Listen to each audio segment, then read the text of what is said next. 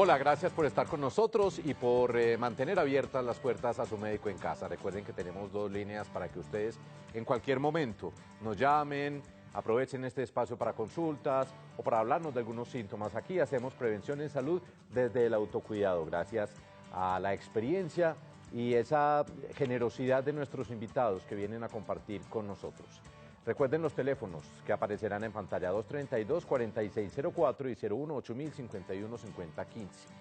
Llámenos a partir de este momento, abrimos el consultorio y les voy a presentar cuál es nuestro especialista. Él es glaucomatólogo, médico, oftalmólogo, glaucomatólogo.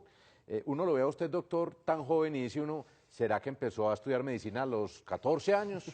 ¿A qué edad empezó a estudiar medicina? Uno empieza a estudiar medicina, yo en mi caso empecé a los 19 años. 19. Y son 6 años de medicina más el rural. Bien, y luego oftalmología. Y ahí tenés que hacer un examen para empezar la oftalmología que se puede demorar entre 1 y 4 años. Yo me demoré 3 años para pasar a oftalmología. ¿Y cuánto dura? Nuestra oftalmología dura 3 años más. ¿Y glaucomatología? Y después hice cirugía de catarata que dura 1 año y después glaucomatólogo que dura 1 año y medio más. Bueno, doctor, nuevamente gracias por estar con nosotros. El doctor Lucas Saldarriaga nos va a hablar un poco hoy sobre dos patologías que son fundamentalmente el pterigio y el ojo seco, ¿cierto? ¿Qué es el pterigio, doctor, y en qué partes del ojo se sucede o ocurre? Bien, Héctor, mira, el pterigio es una patología benigna, y eso hay que tenerlo como claro, como que sea muy claro para la gente que es benigno, no es nada malo, y es un tipo de crecimiento anómalo de lo que recubre la parte blanca del ojo. Lo que recubre la parte blanca del ojo, que es esta partecita de aquí, o lo que uno tiene blanco, se empieza a crecer de manera anormal y empieza a cubrir hasta la córnea. Cuando invade la córnea, se llama pterigio. Cuando no invade la córnea y solamente llega hasta el borde, se llama una pingüécula. ¿Y cuando se inicia el crecimiento no se puede detener? Sí, sí se puede detener. Básicamente el pterigio se produce por exposiciones prolongadas al sol, al viento, al polvo, por rascado constante. Eso genera una alteración de ese tejido y la mejor manera de prevenir que siga creciendo es evitando esos factores desencadenantes y haciendo una buena lubricación del ojo. Pterigio se escribe pterigium, con P y al final con M. Exactamente, Pterigium. Doctor, ¿qué cambios hay en la visión de una persona que presenta un pterigio? Muy bien, normalmente cuando el pterigio está apenas iniciando, no habría por qué tener ningún cambio importante en la visión. Los cambios importantes en la visión vienen cuando el pterigio invade la córnea de manera agresiva y progresiva. Entonces, a medida que invada más la córnea, va a ir deformando esa córnea y va a producir algo que se llama astigmatismo. Y el astigmatismo es un cambio te lo voy a volver a poner aquí en el dibujito, es un cambio en la curvatura del ojo. Si vemos, el ojo tiene una curvatura específica. Claro. Y cuando yo tengo acá algo que me lo traccione, empieza a cambiar esa curvatura. Y el cambio de esa curvatura se llama astigmatismo y es inducido por el pterigio. Hace un siglo de pronto la gente decía, estoy sintiendo que tengo una nube en el ojo. ¿Eso qué era? Bueno, la nube siempre se ha confundido. Yo no sé por qué la gente confunde. ¿Con la catarata? Con la catarata, ¿cierto? Entonces la catarata ya es una alteración distinta, es interna en la parte interna del ojo y no es externo y no tiene nada que ver pues realmente con el polvo, el viento o el rascado. Entonces lo confundían y de hecho todavía hoy lo siguen confundiendo entre catarata y pterigio. Muy bien, doctor. ¿El pterigio puede ser hereditario? No, el pterigio en principio es adquirido, no es algo que se herede como tal. Como te digo, es una patología benigna, distinto a que hay que diferenciarlo a algunas lesiones parecidas al pterigio que sí son de componente maligno, son un componente canceroso. Bien. Y ahí sí hay un cambio en la genética, pero en principio el pterigio no es de ninguna manera es hereditario. ¿Qué aspecto tiene el pterigio? ¿Cómo me ven los demás el pterigio a mí en mi ojo? Realmente se ve como trato de explicar a los pacientes que es como un tipo de carnosidad, ¿no? Es una carnosidad en un engrosamiento, un enrojecimiento muy delimitado del ojo y normalmente da en la parte blanca donde está, en la párpado superior e inferior, en ese espacio. Ahí lo tenemos, doctor, ese es el pterigio. Excelente, entonces ese enrojecimiento que da entre el párpado superior y el párpado inferior produce un enrojecimiento muy localizado, muy marcado y que fastidia, realmente al paciente le fastidia mucho. Siente sensación de cuerpo extraño porque al parpadear eso molesta, Sí. siente lagrimeo. Pero no aparece de un momento a otro, sino que se va agrandando. Por supuesto, es progresivo. Inicia en la parte más por fuera de la córnea y va aumentando hasta invadir la córnea. O sea, como más cerca del lagrimal. Empieza más cerca al punto lagrimal, por decirlo de alguna manera así. Doctor, ¿y cómo lo puedo evitar? ¿O no hay forma? Mira, la mejor forma es utilizando gafas oscuras, evitando el rascado y utilizando unos buenos unos buenos lubricantes oculares.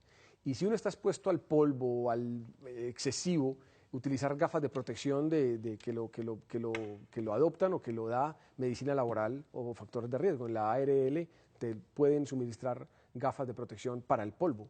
Y eso es una de las principales características, el polvo y el sol. Bueno, doctor, y digamos, cuando yo tengo el terigio, ¿podría con algún tipo de ungüento o algún tipo de remedio casero evitar que me siga creciendo el terigio? Llega un punto el terigio que ya está tan avanzado, tan grande, que ya no tiene manera de detenerse. Ya llega un punto en que ya lo que no previniste... ¿Y se puede operar? Ya no tiene manera. Se puede operar, por supuesto que sí. Normalmente lo operamos y hay varias técnicas para hacer la cirugía de terigio. ¿Y a un niño le puede dar terigio? Muy raro, porque la exposición de un niño al sol y al viento, al polvo, es muy poca, no debería por qué. Pero si le da un terigio, hay que buscar más bien una patología de otro tipo. ¿Una persona puede llegar a quedar ciega por el terigio? Tendría que tener un terigio que le comprometa completamente el ojo. O sea, para uno quedar ciego por un terigio, tiene que ser un terigio enorme, muy, muy grande y que comprometa tanto desde la parte nasal, o sea, esta, a la parte temporal y que se junten en el centro. De esa manera podría afectar bastante la visión, no al punto de ceguera, pero sí al punto de disminuir muy, muy notablemente la visión. Doctor Lucas Aldarriaga, qué bueno que esté con nosotros. Vamos a recibir esta llamada. Hola. Hola, buenas tardes. Buenas tardes, ¿quién habla? Sofía Castillo de Armenia, Quindío. Bienvenida, gracias por llamarnos desde el eje cafetero. No, es que está en su casa. tiene excelentes programas. O su consultorio.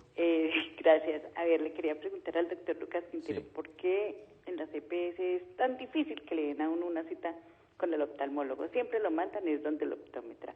Segundo, el terigio aumenta con la edad. Y tercero, es verdad que cuando a uno que la presbicia es una enfermedad de la edad. Entonces, que si a uno le hacen una cirugía, le dejan viendo por un ojo de lejos y por otro ojo de cerca. Muchas gracias. A usted un abrazo. Chao. Gracias. Doctor, las EPS, ¿por qué es tan difícil que le den una cita a uno con un oftalmólogo, que es el médico, y lo mandan para donde un optómetra que hace el chequeo para mandarle unas gafas? Bien, muy bien. Es complejo, sinceramente es complejo. El optómetra es un profesional, obviamente, es un que estudia Claro, 5 por años. supuesto.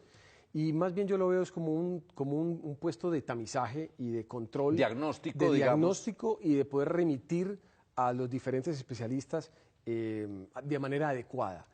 Esto con el fin de no sobrecargar el sistema de salud, porque realmente hay muchas cosas que el optómetra puede manejar, en su mayoría los defectos refractivos de presbicia, de visión cercana, de pronto de lubricación, se puede manejar a nivel de optometría sin necesidad de ir al oftalmólogo y de esa manera reducir de alguna manera la carga que tiene la parte de oftalmólogo. Entonces yo creo que es por eso, yo creo que es debido a eso, ¿no? No es que sea difícil, sino que poco a poco llegan al oftalmólogo los pacientes que realmente son. En cuanto a la segunda pregunta, el terigio puede ir creciendo con la edad, si uno sigue expuesto al sol, al polvo, al viento, puede continuar creciendo. Y la tercera es en cuanto a la cirugía de catarata, que dice que dejan un ojo para lejos, un ojo para cerca. Normalmente no, normalmente lo que hacemos, hay varias técnicas, muchas técnicas, de hecho tendremos una oportunidad de hablar de esto, pero normalmente dejamos los dos ojos para lejos cuando hacemos la cirugía de catarata y más bien mandamos unas gafitas de cerca. Hay pacientes que lo manifiestan y que dicen, no, yo quiero que un ojo me quede de cerca, un ojo de lejos, y hay unos test para ver si el paciente tolera esa capacidad visual de esa manera. Y lo último es que puede haber lentes intraoculares que son para todas las distancias, que son para lejos, intermedio y cerca, y nunca más necesitas utilizar gafas. O sea que depende de cada paciente, habrá una técnica distinta para hacerle. A la gran mayoría se le pone los lentes intraoculares para lejos y para cerca su visión o sus gafas pues, de toda la vida, ¿no? Muy viejo. Doctor, porque dicen que los oftalmólogos se la ganan de ojo.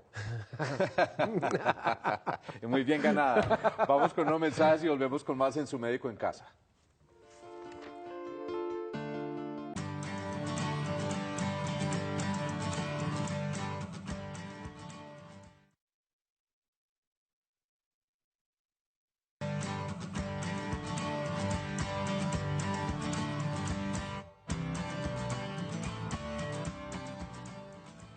Hoy en Su Médico en Casa estamos hablando del cuerpo físico. Siempre recordamos que somos tres cuerpos a la vez.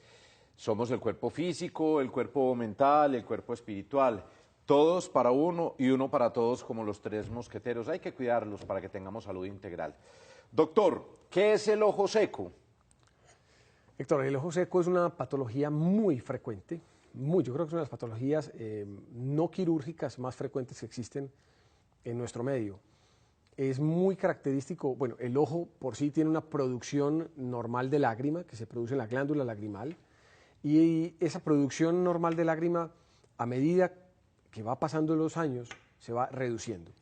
Normalmente se produce el ojo seco más en las mujeres después de los 40 años por una disminución de la producción de estrógenos en el cuerpo y esa disminución de producción de estrógenos afecta no solo el ojo sino que afecta todas las mucosas del cuerpo. Lo que pasa es que en el ojo se siente más pues, porque está más expuesto. Y esa disminución de la producción de lágrima induce a que sientan los pacientes ardor, escozor, prurito o rasquiña y ojo rojo. ¿Qué pasa con esto? Esto produce a largo plazo unos daños en la córnea si no se trata adecuadamente. Recordemos que la córnea, y te lo voy a mostrar nuevamente aquí. Sí, nuevamente estudiemos, repasemos. La córnea es esta estructura, que es una estructura de colágeno que es totalmente transparente. Y como tú lo ves, es sin ningún vaso sanguíneo, o sea, no tiene ningún tipo de vaso sanguíneo. Es como un cristal. Es un cristal. Y la única manera que se nutre esa córnea es a través de la lágrima. Entonces, sí, la lágrima que está en contacto con la córnea capta el oxígeno que existe en el ambiente y de esa manera se nutre. Entonces, si no tenemos una buena lágrima, no tenemos cómo captar ese oxígeno y la córnea se deshidrata, se altera y se enferma. Doctor, uno puede comprar cualquier droguería o farmacia unas gotas que sean lágrimas y no le pasa nada. Es bueno usarlas en cualquier momento. Sí, o sea, hay muchos tipos de lágrimas realmente. Lo ideal, yo trato siempre de que no se automediquen. Una lágrima natural, si no sufres del ojo, si no tienes ninguna enfermedad, patología ocular importante o que te hayan dicho, podrías utilizar cualquier tipo de lágrima natural. Distinto es si utilizas lentes de contacto, si tienes enfermedades de conjuntivitis alérgica, si tienes glaucoma, si tienes algún tipo, otras enfermedades asociadas, es bueno utilizar gotas o lágrimas que no tengan preservativos. Recuerda que los preservativos es como una salsa de tomate. A la salsa de tomate le echan un montón de preservantes para que se pueda conservar en el tiempo. Pues bien, si uno está enfermo del ojo, ojalá que esa lágrima sea libre de preservantes y que sea lo más natural posible para que no afecte más de lo que ya está el ojo. Esa es la terapia más común que utilizamos, ¿no? en el ojo seco. Doctor, ¿y esos remedios caseros como el agua de rosa amarilla que usaban las abuelas, tampoco son buenos o qué? Realmente lo que produce es más irritación. Sí, y la aguapanela serenada. Y la sal con limón y todas esas cosas. No, es que sal con limón en el ojo es un suicidio. Eso es, doctor, ¿y el agua serenada, el aguapanela serenada tampoco? Tampoco, eso mitos. Sí, eso sirve para las hormigas nomás, no sirve, no, es un mito. Doctor, nuestra televidente hablaba también de la presbicia, ¿se puede operar sí o no? Sí, realmente cada vez vemos que estamos operando más temprano a nuestros pacientes. Hasta hace algunos años solamente operábamos cuando el paciente tenía cataratas y actualmente estamos iniciando las cirugías mucho más temprano. Solamente cuando empiezan después de los 40, 45 años, paciente presbita que no puede ver de cerca, se puede operar. Hay varias técnicas y cada paciente tiene una técnica diferente para cada uno. Entonces sí hay manera de hacer algún tipo de corrección quirúrgica o cirugía, sí existe, por supuesto. Y es muy importante hoy en día con tantas posibilidades llevar a nuestros niños periódicamente a revisión porque se pueden evitar o controlar algunas patologías o dificultades de la visión. Sí, por supuesto. Los niños deben empezar su primera evaluación, un niño debe ser más o menos a los 6 meses de edad. De ahí se hace una primera evaluación y un seguimiento al menos durante los primeros 3 a 4 años, cada 6, cada 10 meses. ¿Sí? Si uno, para detectar enfermedades tempranamente y evitar las ambliopías o las enfermedades que son más neurológicas, donde el cerebro anula la capacidad visual por una falta de corrección con gafas o por algún defecto refractivo o cataratas congénitas. ¿Esos defectos refractivos tienen carácter hereditario? Sí, tienen un carácter hereditario, más que todo, tanto la miopía como la hipermetropía, no tanto el astigmatismo, pero sí la miopía y la hipermetropía tienen un carácter hereditario bastante importante. Doctor, ¿qué tipo de recomendaciones nos da a las personas que ya vamos entrando en los 30 en adelante, que es cuando uno empieza a envejecer a todo nivel, para evitar este tipo de dificultades? Gafas o algún tipo de actividades. No hay nada para hacer. O sea, la presbicie es algo que nos va a llegar a todos con la edad. Sí, es como las canas, es como las irremediablemente, arrugas. Como dicen, impajaritablemente. No hay nada para hacer. Eso es producto de la secuela. Sí, es la secuela juventud. Secuela juventud, es lo único que hay. Hay algunos pacientes, por ejemplo, los pacientes miopes, los que sufren de miopía, que ven muy mal de lejos, no tienen presbicie, ven muy bien de cerca. A mí me fue muy bien con la operación con láser. Hoy en día es una técnica quirúrgica muy usada, ¿o no? Sí, sigue siendo muy vigente y ya tenemos técnicas más nuevas para hacerlo. Las clínicas tenemos ya tipos de cirugía con femtosegundo, que es un tipo de láser distinto, y las técnicas de la SIC de toda la vida. Pero sí ha ido cambiando y se ha ido haciendo más precisa la cirugía. Es mucho más precisa. Y las personas que tienen estrabismo, los niños que tienen estrabismo, también se puede solucionar hoy en día mucho más fácil. Sí, los estrabismos se corrigen antes del año. Tienen que corregirse antes del año. Pacientes que salgan, el estrabismo, recordemos que es cuando el ojo pierde su dirección. Sí, su dirección, su estabilidad o su orientación en los dos ojos que sea de manera bien alineada, por decirlo de alguna manera. Y cuando un ojo entra se llama endotropia, cuando sale se llama exotropia, y esos son los estrabismos. Pero sí se tienen que operar tempranamente, antes del año tienen que operarse. Doctor, ¿y uno por qué nunca es capaz de estornudar con los ojos abiertos? Esa es una respuesta para un próximo programa. Y con ustedes nos vemos Dios mediante en la próxima. Les mandamos un abrazo y un beso. Recuerden que los queremos mucho. Aquí aprendemos a prevenir en salud desde el autocuidado. En Teleantioquia TV, en grande.